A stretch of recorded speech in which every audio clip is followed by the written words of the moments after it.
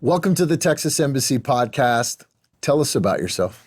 Yeah, so John O'Grady, born and raised in New York my whole life. Went to school there. Just a regular middle class to lower middle class American family. I think when people find out, and they hear, "Oh, you grew up in Long Island," they immediately think I'm like some rich kid.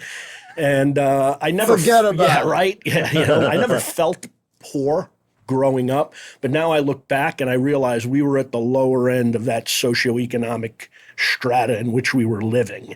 And I'm not quite sure how my parents did it, but they figured it out and they pulled it off. Wow. So it was me, my brother, lived in the same house my whole life in a cul-de-sac in Merrick, New York.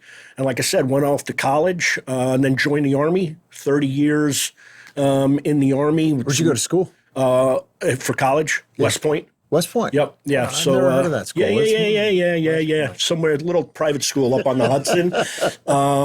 Played Division I lacrosse there, which is really what brought me to West Point. My parents were very much like, "Hey, look, we ain't paying for college, but when you graduate high school, you got 3 months, and then you're out. So that's your grace period." That sounds like a first sergeant of mine that I had. He's like, he came in, his son was graduating. He went to Walmart and bought a stack of paper plates. And he says, "After you graduate high school, that's how many meals you have in this house." There you go. I love it. That's a good one. That's right. I wish I had that before, I had a kid. But went off. And if you would have told me, "John, you're going to do 30 years in the military," I would have said, "You are out of your bleeping mind." Did your family serve at all? My dad was served in the Korean War. He was a medic.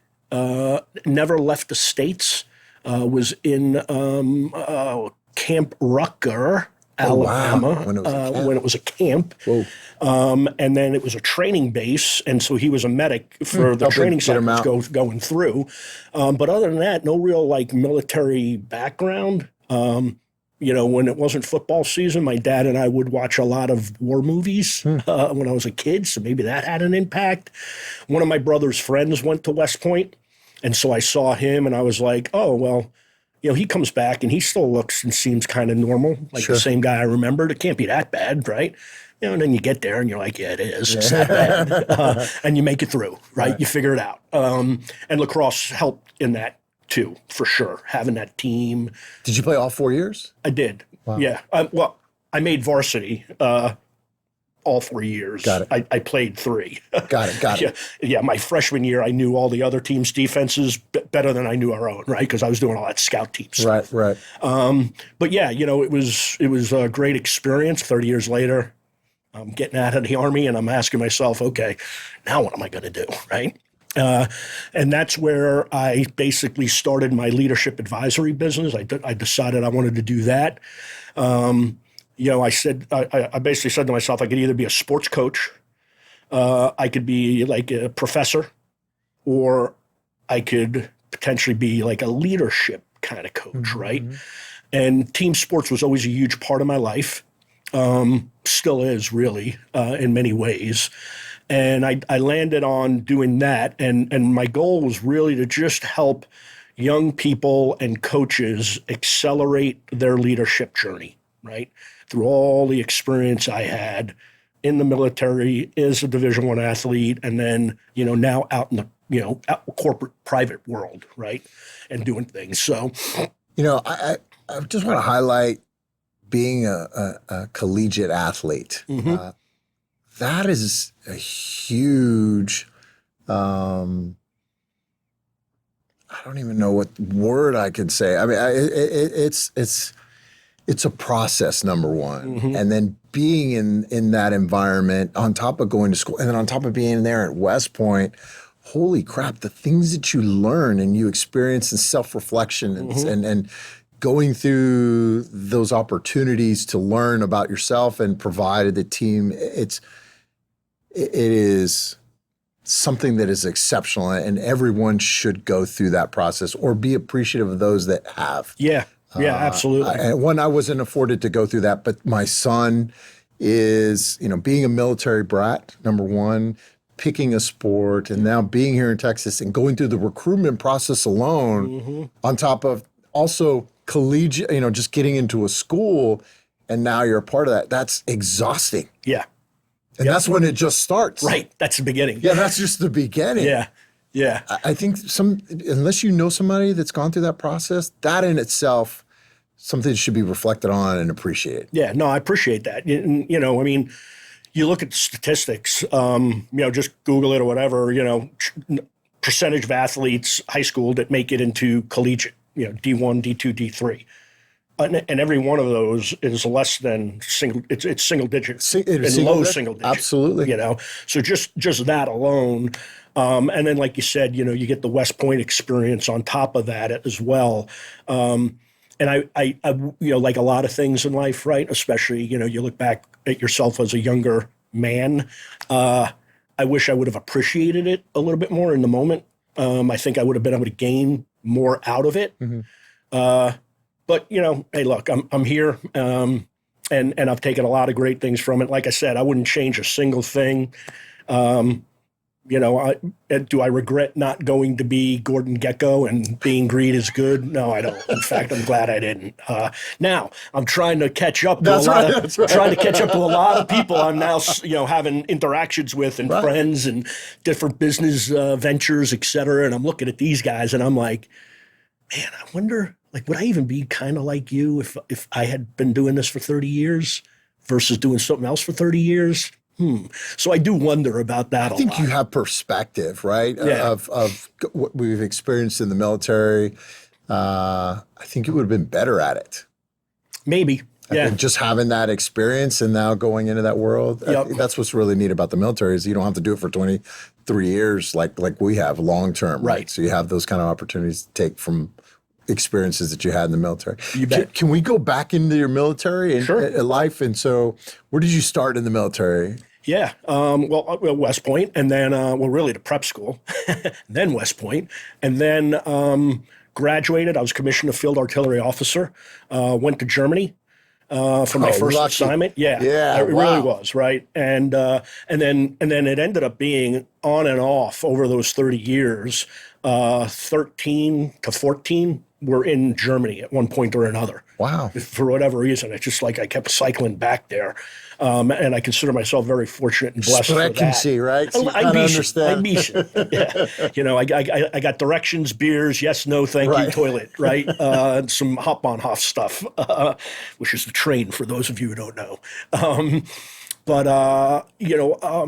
Was fortunate to command at battery, battalion, and brigade level. So, brigade, as you know, ends up being about 3,500 people. Yeah. Battalion is about 500 or so. Commanded was, really the greatest honor of my life outside of being a parent. Green tabs. Was those green tab opportunities, and particularly the battalion command. My sergeant major and I came in together, didn't know each other beforehand. And then we ended up staying as a team for 3 years because of deployment cycle stuff. Wow. And so, and then we deployed, the unit to Afghanistan.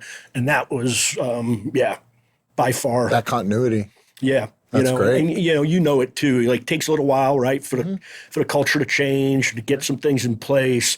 And then we were fortunate because we found out pretty early on too that it was going to be a 3-year thing. Oh, so you could forecast. Yeah, that right. In a way. So we That's could kind of awesome. moderate our tempo and how we were doing things, and so it was about the most ideal situation you possibly could get. That's amazing. Yeah.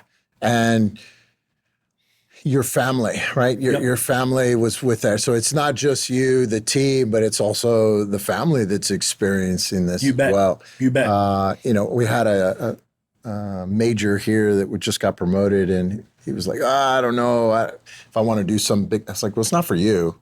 It's a recognition of those that are with you as well, 100%. right? The family aspect. And I know you know this, and I love what you're focusing on now. If we can talk more about that. So you retired, and we first met, I think, as you were exiting the military. You came to Austin, just kind of getting the lay of the land and this ecosystem that's right up the street. Yep. And you've been very successful in that regard. But I've also seen you do more. Mm-hmm. Almost if that wasn't enough, right? Right. You putting yourself out there. I think that first year I saw you, I was like, Dallas Cowboys Stadium. Like, Yeah. what are you doing there? Yeah. And that's when I learned of this leadership track that you're starting to develop. Can we talk about that? Yeah, sure. So, like I said, so in the Army, for those who haven't been in it, especially if you're a combat arms officer, which I was, if you don't get selected for battalion command your first look, your chances of getting selected the second time and third are like exponentially less. And even if you do get selected the second time, it's likely not to be like a field artillery unit, right? Or whatever your branch is. Right. It's going to be like a recruiting unit or a training, which nothing wrong with that. They're all important. They're all necessary. Right. But that happened to me my first time at battalion command. And I was an assignment officer at HRC. So I was actually reviewing all the board files for my board, right? So there are 18 commands, tactical commands, we called them, available. And there were 21 guys who had straight above center mass, best reports. Walk on water, right? Now, I happened to be one of those people. Right? I had a file like that.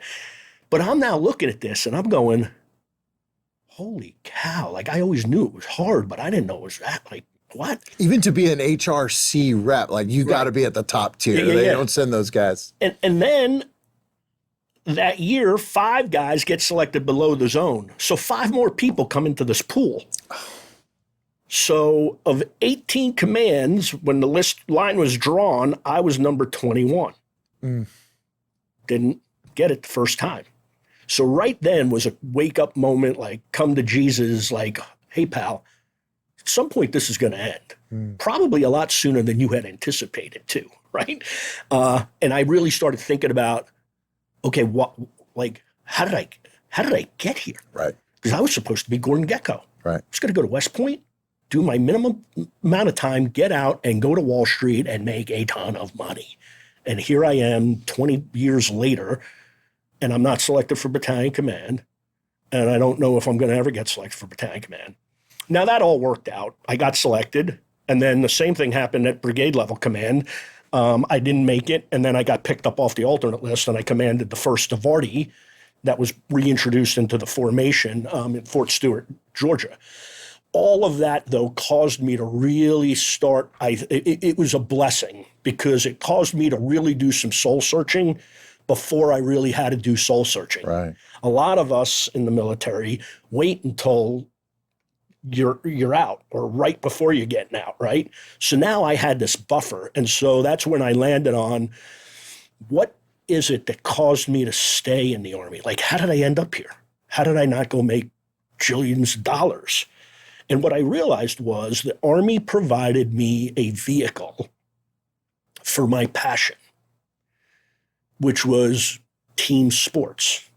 Team sports had been my whole life. You grew up that, yeah. And the moment I stepped off the field at Mikey Stadium for the last time, there was a vacuum that was created. I didn't even realize it, right, in the moment. Right. It was just like, oh, my playing career's over. Okay, right, we're going to do the next thing.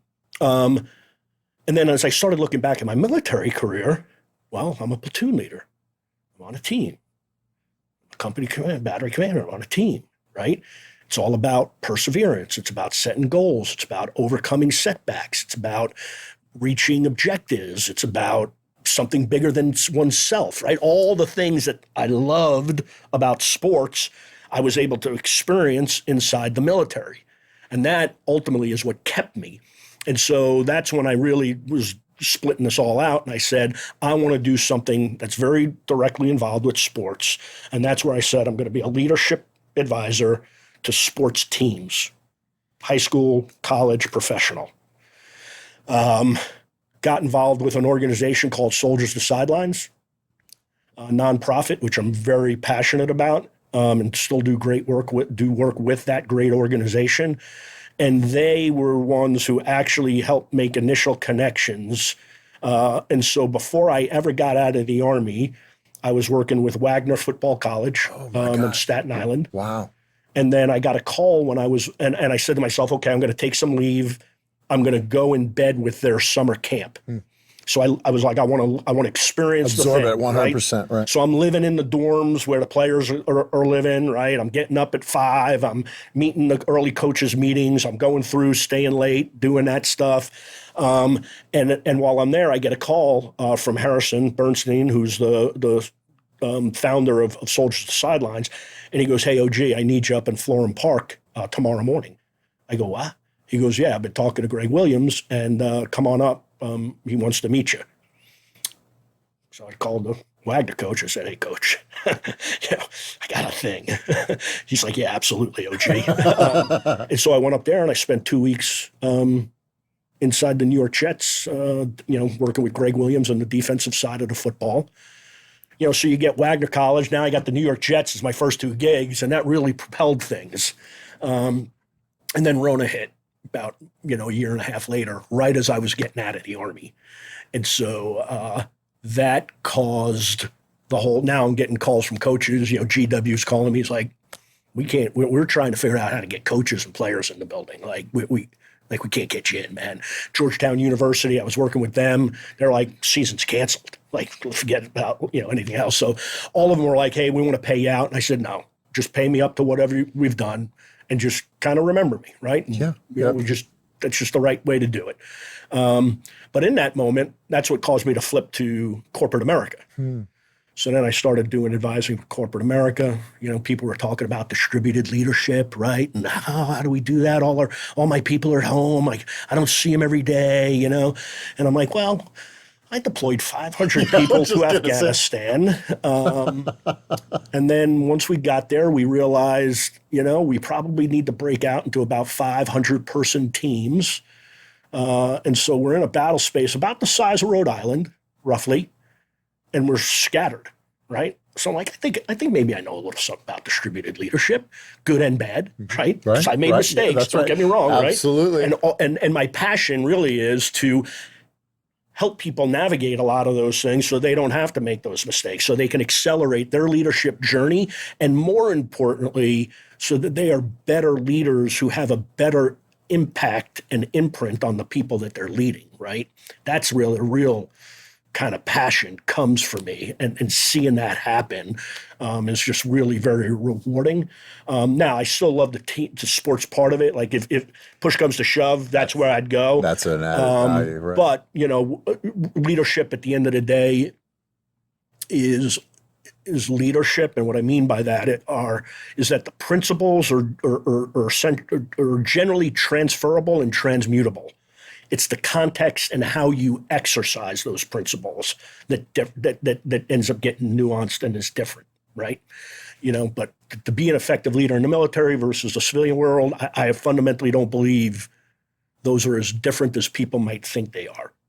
They're not. Right. It's the nuance, the context of how you bring that about that's different. So that's the biggest thing that I read early. When I was exiting the military, I was reading a venture capital book that said 4% of investments pay back the other 96% of failures. And I was fascinated by just that statistic. And again, the industry at large, I was like, I like this industry. This is what I want to do. And that's why I landed here in Austin. But I was soul searching for what is that? And being there, I was like, okay, I started to see this pattern emerge, and it was, how could I see the opportunity and what's really driving that metric? And then second, did I have a solution to present? And it was like, yes. Awesome. Military training, standard leadership, procedures. And we had been trained and been given a playbook that's been exercised over years and been refined and refined and refined. And that's what I saw as, oh my gosh, here we go. I have a playbook. Yeah. I have a proven playbook, and it is tailorable to multitude, whether it's a small team or a big team, a startup or a corporate. Yep. And that's what I was very thankful for that I learned in the military. You bet. And now, you're absolutely right. It is transferable. Yep. And sometimes, the condition sets are different. Yeah. Like you said, hey, we're now in a state of COVID that's happening. Right. what do we refer to? It's these dust that one off and let's bring it forward. And it can be, but it takes sometimes people that have been through that and then can help and support. So you need Sherpas like what you were saying. Sure. Yeah. And usually when I work with people, I let them know. I said, if you're looking for me to actually like tell you what to do, I'm probably not the guy. Like, that's okay, and find somebody else, right? I said, because you know your stuff, you know your situation better than I do. Like for me to come in and start telling you what to do, I mean, come on, man. That's disingenuous, I believe, at best. And at worst, you're just a fraud, right? And you're selling a bunch of snake oil. But what I kind of tell people when we get to the point in the conversation of, hey, should we really work with each other? I said, we're just going to have a lot of discussions.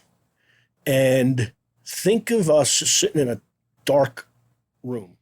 Like, I can't see you, you can't see me, can't see your hand in front of your face, but I got a flashlight and we're talking and I'm just shining the flashlight around the room and I'm offering ideas, suggestions, ways to think about things, maybe share something that I had seen in another context somewhere else, either with a client or myself.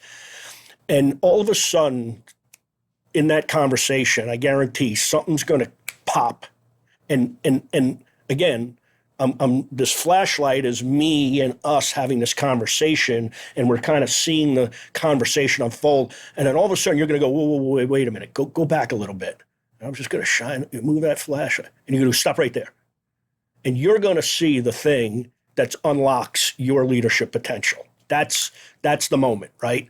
And then we build on that, and then we get to whatever the next thing is. Sometimes it's a little bit of accountability too, but that's kind of how I work with folks, largely. So there's all sorts of leadership out there. And it's funny. One of the things I'll do at different events is, so let's say I'm at a coaching clinic or a coaching association, and I'll say, all right, coaches, I put a 5x8 card in front of all of you. Just round up to the nearest 10, the number of people on your team, right? 30, 50, 60, 80, 20, whatever. Okay, so everybody's got different numbers.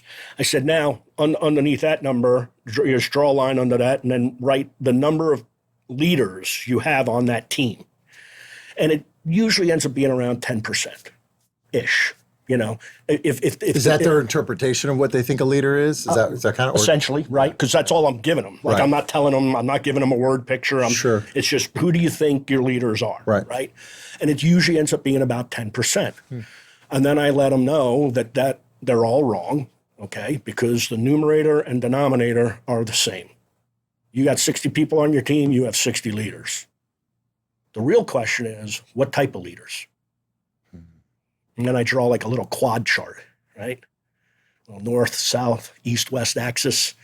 And I put positive, negative, effective, ineffective. So a positive leader is one who is generally virtuous, right? And is through their words, deeds, actions, and other means of influence are guiding themselves and others towards the values that the organization says they espouse and stand for. That's the positive leader. The negative is doing just the opposite, okay? And then effective and ineffective is just the what extent are you doing it. So you could be a positive leader, but just not very effective. You're leading maybe just yourself and really not causing anybody else to move the needle any particular way, right? You could be you could be a negative leader and very effective. We've been in organizations where there are people like that, right? We call them cancers and all these other things, right? What are buzzwords? So what's great about that and where the light bulbs really start turning on is when people are struggling with culture in particular. Start with your values, make sure those are clearly understood, and I go through a whole process on how to do that with your team or your organization, the leaders in your organization. And then it's quad chart, and let's start putting people in those spots. And it's not static either, right? So let's take a sports team, for example. Starting quarterback maybe is in quadrant 1, positive and effective. Gets hurt. It's out for 4 games. The backup's playing lights out. Team's on a 4-game winning streak. Coach makes the decision to stick with the backup. Talking to that starting quarterback the moment the injury occurs about, hey, man, we've been talking with you. We've been giving you feedback. You've been up in this quadrant. It's important you stay here, even with the injury. So what are things we need to do to help you to do that? Right? You can get ahead of it a little bit, right? And then when the decision's even made, you can say, hey, you've been doing a really great job. We still need you to be there, right? And the good thing about that is also no one gets to cop out. Everyone's a leader. Everyone's a leader. And you've clearly told everybody everyone's a leader. You've empowered them. And you've put the quad chart up. You haven't written names in there, right? But you put that quad chart up and you're like, I'm telling you, as a leader of the organization, a formal leader, everybody is a leader. Maybe not everybody's a formal leader, but everybody is a leader. Everybody is influencing everybody else. And we need as many people up in this quadrant as humanly possible. When do they find that they need that? I guess that's really what I'm looking at. It's like, what systems, oh my gosh, we need a leadership guy. It's usually it's, they've had to experience some kind of failure or setback, right? It's rare that people just say, hey, I think things are going pretty well, right? But I know I can do better, right? And that's one of the conversations. Like, I turn down more people now than I take. Because part of the conversation is I ask that very question. I go, why me or someone like me, and why now? And if I don't instantly get some form of humility and willingness to improve, and knowing that as a leader, you never arrive. You're never done, right? Like, I'll keep working on leadership to the day I die, I hope. And it really hit me. I always knew this, but I was talking to Dick Vermeil. So Dick Vermeil, for those who don't know it, was a NFL football coach. He's been successful in other private endeavors, Vermeil Vineyards and other things. He's an NFL football coach, won the Super Bowl. He's the only coach in any sport to win a championship at high school, JUCO, collegiate, and professional level. That's cool. He's won a championship in all 4, okay? That's cool. He also had a struggle, was out of the NFL for a while, burnout and some other things. That's when he came back on his second tour after some reflection and really digging deep inside himself. And that's when he won his Super Bowl. But when we were talking, he was like, hey, John, I just, got done, reading this book, and, I'm doing my annual update of my leadership philosophy. I go, Coach, what? He goes, yeah, I do like an annual kind of update of my leadership philosophy. I go, Coach, I mean, nothing, but like, you're 82, Coach. You just told me your passion is working on the antique cars in your garage and the vineyard. Or just cars in his book, right? Yeah, right. There were different cars that, were the one you drove in high school, they're right? just cars. Yeah, they're not antique, they're just cars, right? Yeah, great point. And I said, what are you doing? Your leadership philosophy. He goes, nah, it's just something you always do. You're always a leader.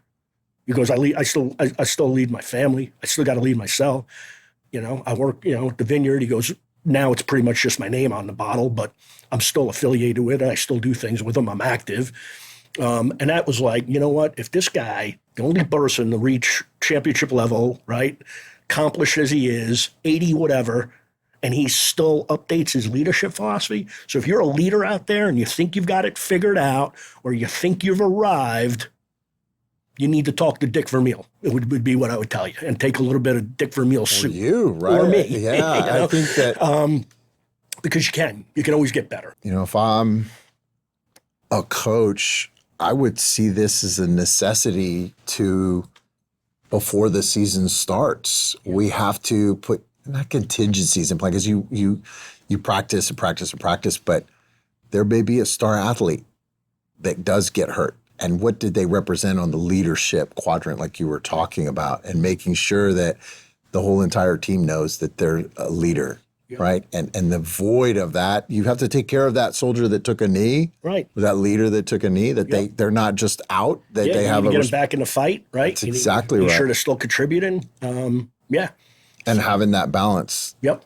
So, I mean, like sometimes people just reach out through my website. So it's, www.ogleadership.com. Oh, Pretty I love easy. that. Yeah. LinkedIn. And then, look, I am employed by Raytheon, as Another great organization. Right? Great organization, Great. largest defense aerospace company in the world, Raytheon Technologies. I'm going to give a plug. Like, in this growing ecosystem of Austin, Texas, and the defense ecosystem, there have been so many people that when they say Raytheon, they talk about you. Like that's the level. Good. No, in a great way, Yeah. in a great way. Like that's how much you've influenced this town, man. I've seen you from day one, really. Right. So you've done a good job. That's just I appreciate plug. that. And no, thanks. Raytheon and you bring the industry perspective, which is a vital piece, especially, me and us, we kind of, being in the fight, you look at those primes and this, like now you're part of that system. Yeah. And so I just want congratulations on the job well done. Thank you. And you're continuing to do that, hence your leadership abilities. Yeah. Yeah. But that takes time, right? And, so like I said, I'm able to turn down a lot more people than I bring on right now. Because if I don't get a sense that they're genuinely ready, they're doing it to just check a box or, then I just kind of say, hey, circle back, maybe find somebody different. I'm just not sure we're the right fit. Sure. If I don't get that inquisitiveness and humility, if that doesn't come out in that question of why me and why now, then I take a polite pass. Is it the NFL is a bunch of professionals, right? And you're seeing that profession actually move down a notch into the collegiate space as well.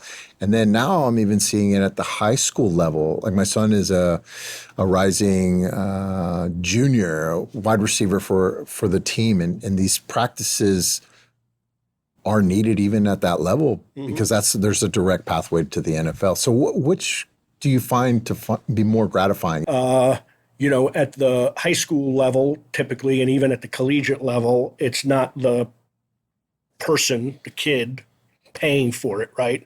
It's like a parent or a coach, right? Typically, right? So that's just a different deal flow business Absolutely. model, Construct, right? And then at the professional level too, the professional level is actually the most difficult one. I think because they feel like they've arrived, or like you said, they want no part of it. They're like, I'm here to be a defensive tackle, and I'm going to be the best blanket defensive tackle I can, and I don't care after that, as long as I do my job, right? And that's okay. I find it's most effective when I work with the coach and the coaches in terms of setting up systems, processes that really aren't very time-consuming as they would think they are. That are going to really accelerate and help the program in terms of creating a culture that they actually live, right? Because it's got to live beyond you in that way. So it's almost train the trainer. Very much so, right? And living the values that they speak. And one of the first things I'll do is I'll go into any organization, but especially sports, it seems like, it's discipline plus commitment equals victory, right? And they have these different sayings and phrases and values. And my first thing is, how do you get the value? How do you take the values, the things that we got up on the walls here, and rip them off the wall and get them into day-to-day action in a way that's sustainable throughout the entirety of the season? How do you do that? I help teams do that. Build the case studies. I give them the process in which to do that, and it's not particularly time consuming.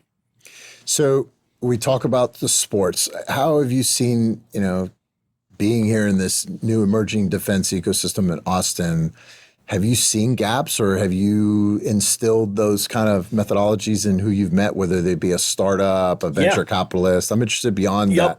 So, look, I get 30 years in the Army, right? And then a year after being in the Army, I moved here to Austin. And, what I tell people is it was almost like you went from black and white TV to color. Like I get dropped inside this innovation, ecosystem, and I know that word gets used a lot, Right. but I really believe when you look at, what it really means to be an ecosystem and the 5 key principles that are required, Austin's got them. So I'm comfortable saying that there is an innovation ecosystem here. What are those 5 principles? So it's principles really isn't the right word, but things that need to be extant, right? It's a healthy, thriving academia, right? So you got UT, who's literally right here. Right here. Okay, but even in the influence really extends through this Texas Triangle. It does. Right? It does. Mm-hmm. So, Baylor's just up the road. You got Austin Community College, right? I mean, Texas St. A&M. Edwards, St. A&M. Edwards, A&M, like Right. all these different things, right? You've got to have, local and ideally state and even federal support. And so I believe we have all of those at various levels, right? Mm-hmm. You look at some of the legislation that's been passed. You look at the things that Texas has been able to capitalize on from federal stuff with the CHIPS Act and some other things that are being drivers of innovation, right? You've got to have startups. Yeah. We've got plenty of those. The innovators, right? You've got to have the bigs also. And there are plenty of those in multiple verticals, right? Whether it's Dell or it's Baylor Scott and White or it's T2Com or Defense Innovation Unit, on and on and on. And then you've got to have just like a vibrancy, right? Culture. A quality of life, right, culture right. that's going to attract, not just young people, but all layers where they can live a vibrant quality of life. Attract and stay. Yeah, attract and stay. And even attract talent from outside. Right, that's right. And we're seeing that too. Elon, Big right? time. Tesla, yeah. There's just one. I'm not Elon. Right? That's it, right? And so we've got all 5 of those things. And oftentimes people are like, oh, yeah, blah, blah, blah, ecosystem. And I'm like, really explain that to me, right? And like, you're missing half the boat. Like, Absolutely. You got a couple of cool things going on. You kind of need to know that those ingredients are important. And Yes. if you don't have, then that's where the focus should be to build out that. Absolutely. Bingo. And I've advised an economic development council as an example. Wow. Right? So I've worked with, I'm currently working with a startup and advising them as well. I was just down in Brownsville, Texas, where I'm working with a team that's part of the $300 billion oil refinery that's getting ready to get built out down in Brownsville. That'll be the first oil refinery built in America in 50 years. Yeah, very long time. Yeah. Trump, I think, even talked about it in his State of the Union. Wow. So yeah, now that I'm seeing color and I'm seeing all these cool things, and the one space I haven't cracked into yet is the venture capital, and I would love to because of the various studies and things that I've read, whether it be Harvard Business Review, MIT, Stanford, or 3 that come to mind, of things that I've read, studies and other things. One of the top 3 reasons why startups fail is leadership. Now they'll sometimes it's coded in like the founders but it boils down to leadership, right? And I've done a number of pro bono things over at Capital Factory, those office hours, in part so I could learn what are the trends, what are the things, right?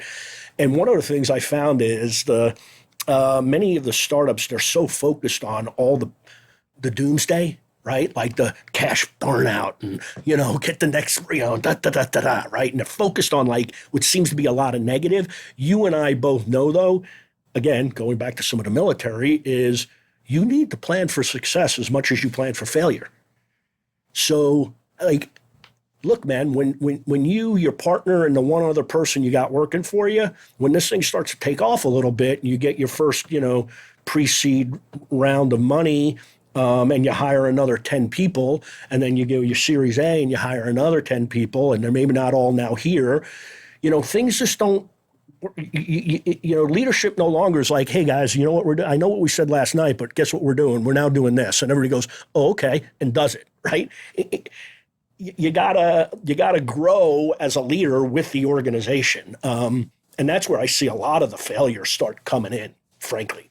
You know, And I'd love to link up with venture capital firms and be like, hey, I can help, 100%. startups maybe. Absolutely. You know, being in the same institution you just mentioned, I would ask the startups, hey, where's your plan? Can you put your plan or show me the plan? Not the technology. Technology is fascinating. And okay, great. How are you going to evolve that? And I would be presented a pitch deck. And over so many you look at them and I'm like, no, this is a coloring book for somebody to write you a check. Right. And number one, you and I are not going to go to war on a pitch deck. Right. We need to see something more. Right. Where is that more? And that's what was missing. Yeah. But you can't fault them. No. Right? I mean, they have those, again, frameworks, right? Normally those frameworks are either taught hopefully in the academic institution, but if not, they usually get it later in a B school where they go get their MBA. Yeah. So they were missing frameworks. Or their startup buddies, right? That's right. Exactly. But time is not on their side, and usually these are a great technologists. And so one, I'm super excited about the veteran community being here so close to the innovative community. Yeah. There will be a blend. I mean, you and I are great examples of that, right? But I think to your point about the venture community should look at hiring you or understanding, is this team that I'm investing in suited to go forward? Mm-hmm. Do they have the right toolkit? Do they have the right frameworks? And maybe that assessment is just that, coming in. Right. And, one of the things, again, going back, I don't want to keep harping on the military, but it was 30 years of my life. So let's harp, man. This is a safe space. Yeah, 30 unplanned years of my life, but worked out okay.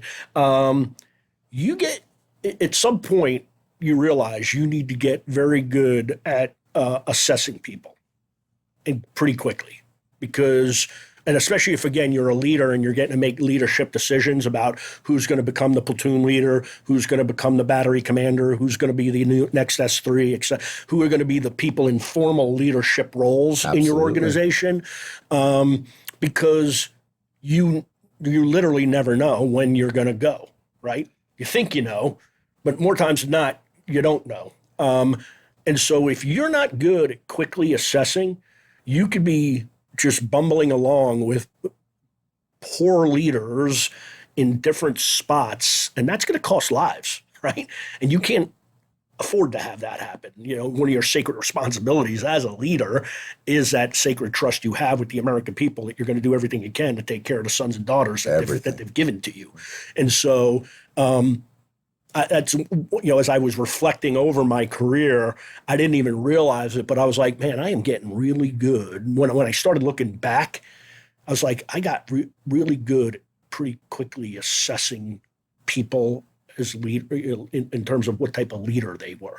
The other thing too is, I read a book called Good to Great, and it was captured in a great statement.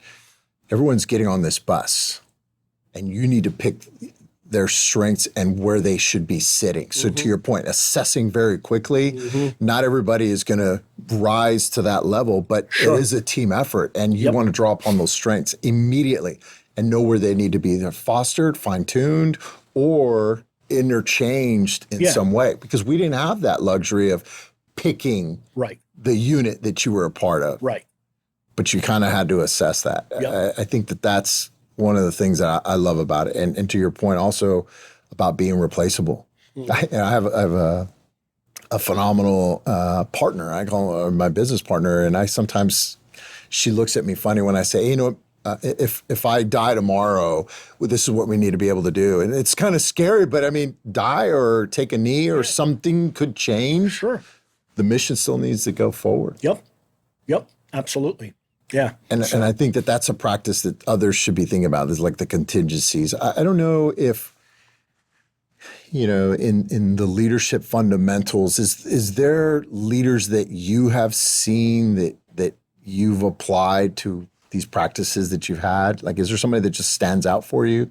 That I've worked with? Yeah, that you've worked with or been a part of, or that you've read about that you apply to what you're doing today? Oh yeah. I take things from everybody and everywhere, literally. And so much so that I don't know if I have, it's hard for me almost to pick any one individual. From the stuff I read to the people I've interacted with and worked with, to the people, in my private practice, to the people I was associated and around and observed in the military.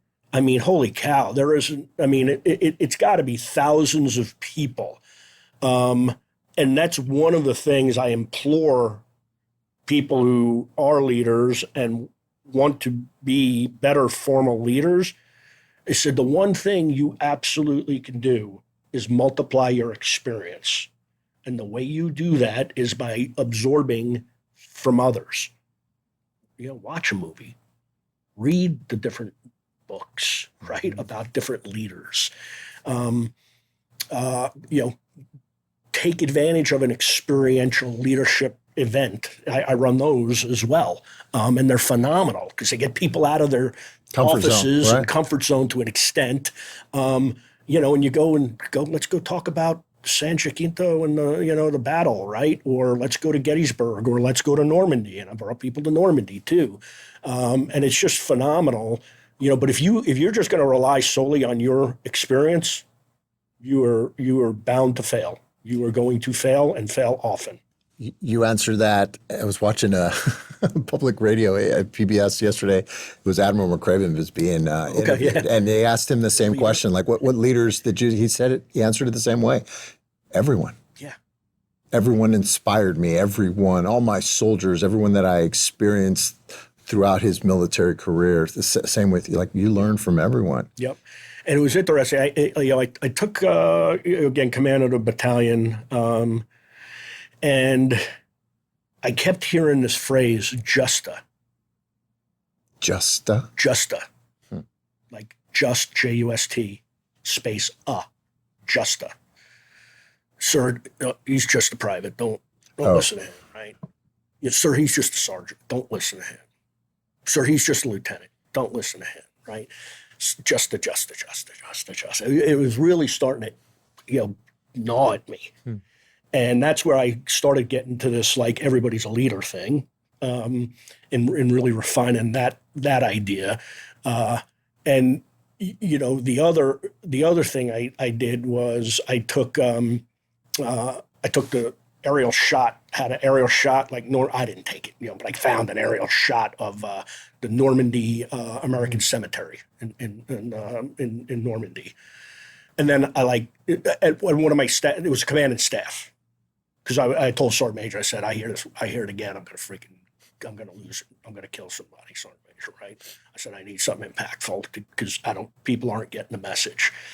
And I knew, we all knew at that point we were going to combat, 14 months later. So aerial view, zoom in.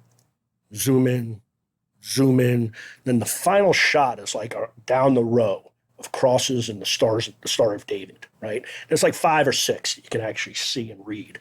And I go, Battery Commander, read that first one. Private First Class O'Grady. Okay, great, thanks. Sergeant, First Sergeant, read the, First Sergeant, Jones. Okay, good. And I said, okay, so we just had a private, a specialist 5, E5, and a sergeant on there. Okay, so you tell me of those, you tell me which one was a Justa. Which one of them is a Justa? Anybody? I said, so, right, exactly. No one, none of them, right? So you tell me inside our organization, who's a Justa? Just the private, right? We don't have any Justas in this organization, right? We got leaders. They're all leaders at different levels in their leadership development, and your job is to bring them along, right? And that's how we would evaluate people. And I would say, look, like our counseling statements, right? And these are all things we had in the Army that people would lose their minds over. But if you did it the right way, it was unbelievably powerful. So it was, okay, Sergeant Major, we're going to give them the verbiage on the counseling. So the first counseling statement everybody got, I don't care who you were, what rank you came into the organization, it said, you're a ex, private, major, colonel, whatever. Your job, the expectation of you is I'm not going to talk to you about that ever again. That's the expectation. That's who you are. That's what's expected. Okay. Now, in order to get to the next thing, that would be added to what this is. So if you're a private first class and you want to be a specialist, you need to be doing all of these things without really even being told. And then here are the things you need to do to get to the next thing. And then every counseling statement was just a follow-up to that. Hey, private first class, sit down. Couldn't show up on time. Couldn't keep yourself fit for physical fitness. You couldn't, or you were never been late, never did it, Okay, hey, great. Now you're going to lead, PT next month, right? And it was always about you're either performing at what the expectation is, or you're performing above, or you're performing below. And if you're performing below, we very quickly figure out why. You either don't know what you're supposed to be doing. Well, we cleared that up already with the first counseling statement. You don't know how to do it, or you don't want to do it. But we're going to figure it out very quickly. And once we get to you don't want to, right? So we'll do a little retraining. Then you're off the team, man. You're gone. I'll go with 20 people versus 500. I don't care. I'm just not, right? I love that. Because you have the opportunity to lead yourself. Yeah. Right? Here's what is expecting for you to lead. And if you want to lead others or go beyond that, here it is. Yep. So to your quadrant, right? You can go up, down, left, or right at an individual level. Yep.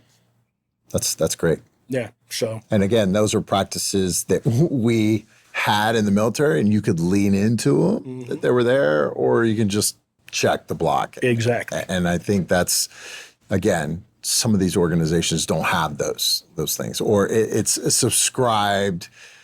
They come in, they teach you this. It's not, wait a minute, you really need to adopt this. And it should be something as a continuum. Right. You bet. What is the best leadership example that you had seen in your career? Is there a standout opportunity that you've either seen or conducted? I mean, this is the time to really highlight that. I always go back to, at the time, then 2-star General Martin Dempsey, who ended up becoming the Chief of Staff of the Army and then the Chairman of the Joint Chiefs of Staff. But he was our division commander when we deployed to Iraq. And we ended up getting extended. And when we got extended as a division, the division lost more soldiers in the 90-day extension than we did in the preceding 12 months. So things were really, as we were redeploying, we were mid-stride of redeployment of a 12-month deployment. We had soldiers who had already gone home and had homecoming ceremonies. We had equipment in the port, like we were going home, and all of a sudden, it just kind of stopped, and nobody knew what was going on. And it was like, well, the routes, south are too dangerous. But stuff kept coming in, like the unit that was supposed to backfill us. I'm like, well, if it's that dangerous, they're obviously making it. Like, no one's stopping them from coming. So what's stopping us from going again? And then we got the word. And we basically stopped a redeployment, like mid-stride, brought people back. Can you imagine that? You go for your homecoming, right? And you get told, ruck it back up, pal. Holy cow. Thank God I didn't leave. I was there. Because I got to be honest with you, even to this day, I might have gone to Canada or something. I'm not sure. Like that, I can't even imagine. Now having gone through the homecoming and all of that, and then all that emotion and everything, and be told you're coming back. But the way he led, just this unbelievable, personable human touch. And he came and visited like every unit, and just like, he was like, I don't want any briefings. I don't want anything. Let's just talk. Like, how's things going? What's going on? How's the operation, et cetera? Now, I mean, did he get some briefings? Yeah, of course he did along the way. But the authenticity of what you said. That was just, that genuine authenticity, the steadiness, the calmness. And again, we lost more in that 90-day extension, to include our first casualties were people literally coming back into country. They never made it to like their fob. Like, I mean, it's insane. And he, he had the weight of all of that on him as a division commander, right? And so, yeah, I just unbelievable amount of respect. There's certain people where if I just got a call, and it was, hey, like the shit's going down. I don't know how bad. I don't know exactly where, but General Dempsey wants you on his team. You'd go. I'm not asking a question. I'm going. Yeah. And there's very few people where I'm not asking questions.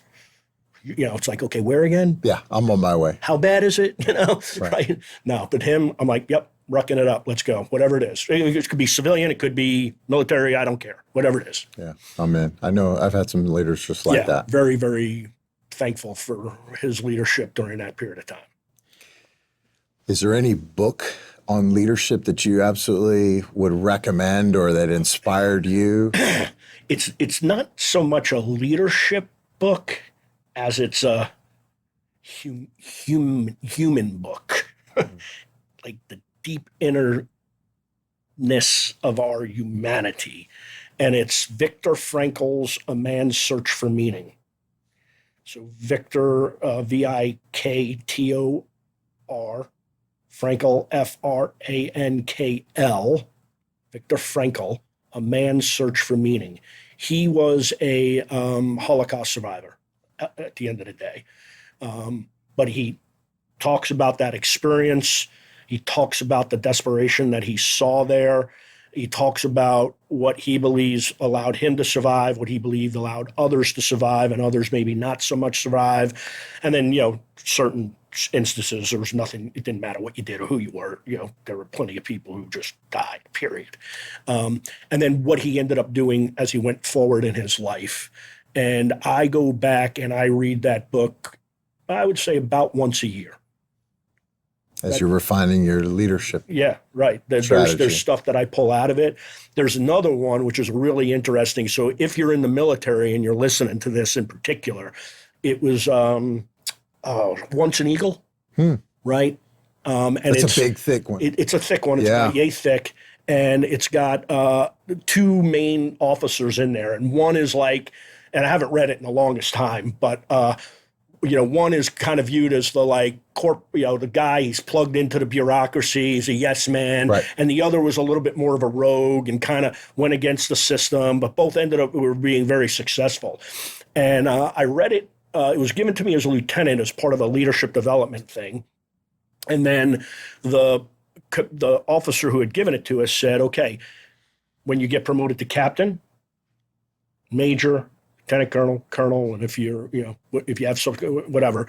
But each one of those kind of big promotions, he goes, what I want you to do is when you're done reading this book, I want you to write kind of your thoughts on, one was like Massengill and the other was, I forget the other person's name, but the two people, right? Just kind of, who's the good guy, who's the bad guy, why, et cetera, right? Put it in an envelope and put it in the back of the book. And then read the book now as a captain when you get promoted to captain.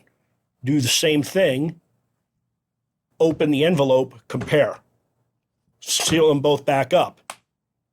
Major, colonel, and you want to talk about like a shift in perspective. Big time. Right? It was a great reflection, practice, and it was very helpful in terms of, helping me remember, not forget who I was at one point in time, how I had evolved over time, so that when I did run into the me, I maybe took a chance on that person like somebody did when they saw something in me, whatever that was, and took a chance on me, right? And that helped me, I'm absolutely convinced, helped me be a better leader, relate more to the entirety of the organization versus just like 1 or 2 degrees removed from me, right? That's so cool. We could spend 3 hours. Like the Army should institute that and make that like mandatory. 100%. Like I would love to see those. Your script, not to get too personal, but that would. I amazing. Just love the fact that you're seeing things through the maturity of yourself, and it changes the perspective because you only have a perspective, right? Right. As you grow and evolve. Yeah, and you would hope you would be different, right? You would hope you wouldn't be writing the same exact thing over and over and over and over again, right? So yeah, But Viktor Frankl's Man's Search for Meaning, probably outside of the Bible, it's the most impactful book I probably ever read. This podcast is called the Texas Embassy Podcast, and Texas is leading in so many things. And you are now a Texan. Like, what makes you excited about this state? Yeah. There is a bias for action that I have found in just about all parts of this state that I haven't traveled the whole state, right? But I've been down to Brownsville. I've been out at Bryan College Station, here in Austin, up in Dallas, down in Houston. And the people I come across, there's a vibrancy and there's a bias for action that I just absolutely love. I really do like the people in general. I love the innovation and happening and what's going on here, specifically inside of Austin and surrounding communities. I hate the weather. Hate it. I'm a Four Seasons guy. I grew up in New York. I spent, of my 30 years, 13 on and off in Germany. Like, my body thrives on four seasons, like generally discernible, definable chunks of time. Here we are today, it's 57, it's raining, and I'm like, oh, okay, well, I guess this is fall again, and I don't know. In the straight 120, degree days of over 100, and no rain in the summer, I'm like, I can't do this. Thankfully, we're at a position where it's like, okay, I can go travel, I'll get my snow. Absolutely. I'll get my snow. That's actually, I missed that. One of the best places that I had seen the four seasons is in Washington, D.C. Yeah. Yeah. Hey, when we start hanging the pumpkin, it matched the weather. Right. Right. That's right. And like, I like a good whiskey every now and again. Right. When it's 100 degrees out, it's hard to wrap my head around. It's whiskey. hard to go around the campfire when it's already 100 degrees outside. And even at night, it's already hot. Right. Right. But yeah, bias for action. Love that. That I find here. Love that. Yep. Look, I'm thank you for being on the podcast. Oh, thanks. I've seen your leadership in action. You are very much an action-oriented individual. What you're doing here for the community, you're definitely leveling it up. And just to get the insider perspective of you and what you think about others need to know about you. Yeah. And how you view the world. So I'm very, very thankful for you being on the podcast. And that was the whole goal. If you just want others to meet you. Yeah. And this is the best way that I know to kind of get those folks to introduce you. No, I appreciate the opportunity and, you putting this together and all the other people who have been on it and are going to come on it and who can, it's just, again, bias for action, right? Bias for action. And let's just do something good and see what happens. Absolutely. So who else should come in behind you? Arnold Castro is the assistant dean of in the Mays Business School, but he's the first one for AI specifically. Oh, wow. And I'd be happy to make that introduction. Love that. Do they have to be in Texas? No. And then Bill Ragone would be another guy. I would very just interesting individual. I went to high school with him. We reconnected a while back, and in fact, this venture down in Brownsville, he's pretty involved in. Can you talk about that, going down there to Brownsville? Yeah, so it was, I went as part of, I was going to go support Ed Curtis and the Why Texas. Yeah. Ed's great. Oh, we need to get Ed on. Yeah, Ed would be another guy. That's great right. guy to get on. I got a ton of guys. Matt Reibling, Anwar Beck. So we went down to Brownsville, and this guy Bill Ragone had reached out to me 2 weeks or so earlier, and was like, "Hey, I got this thing going on." And again, he's talking about it like anybody who's been in it personally for the last 5 years, right, would talk about something. And I'm like, this is the first phone call you and I have had in 2 years, Bill, right? And we've been in contact other than that, but real phone call. So he's throwing things out. He's talking about bond swaps and all sorts. I'm like, I don't even know what you're talking about, brother. I'll just start talking Army to you and we'll see who wins. You're like, I need to go watch that Wall Street movie again, right? Yeah, right. But he starts talking about this, and I'm like, well, there's a thing going on. Are you aware of it? And he's like, no, not at all. I'm like, well, maybe you should come down. He's like, yeah, maybe I'll bring the team down because that'd be a good opportunity to do some other things. I said, okay. So that's what they did. We all, met down in Brownsville. So it was kind of a dual purpose, support Ed, but then also kind of really get brought into the team and see what was going on. So Bill, introduced me to, the other members of his team. And I'll see, I'll try to support that endeavor as best I can. So Brownsville, was that your first time down there? No, second time. Last time I was down there 3 years ago. Let me tell you what, if I had a few extra $1 million floating around, I would be buying land in Brownsville. Brownsville is getting ready to, launch. It's not a matter of if, it's just a matter of when. You got, SpaceX, right? Initially went down there as like a launch, just for a launch location. They're building out. You've got this now first oil refinery built in America in 50 years. Last one was Valero back in I think 1976 or something.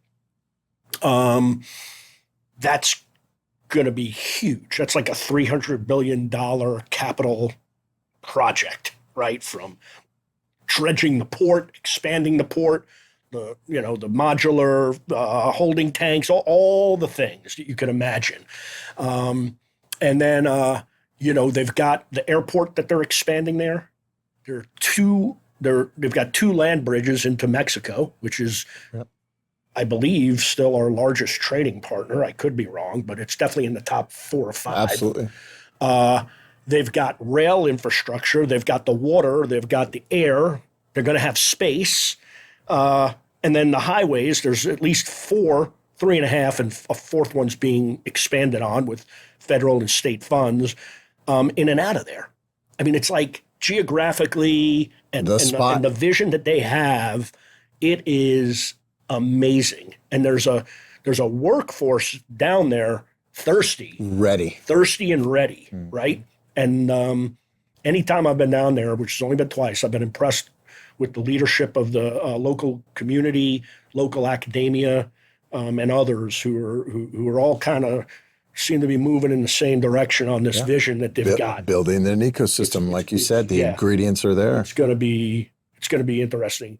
Yeah, I hope I live long enough. I think in 10 years, I'll go back there, or I'll be back much, before that. But in 10 years, it'll be like, whoa. Future NFL team out of Brownsville that needs there you. Go, right? Yep. Or maybe the Cleveland Browns get out of Cleveland and just go to Brownsville. Oh, wow. Browns, there you go. And actually turn the program around. All right. You first heard it here. There you go, right? Start betting. And get Dick Vermeil to come out of retirement and be their coach. Or you. Yeah. Why not you? Go. That's awesome. Well, again, man, thank you so much. This is great. Come back again, and anything that we can do for you, let us know. Absolutely. Appreciate Thanks that. so much. Thank you.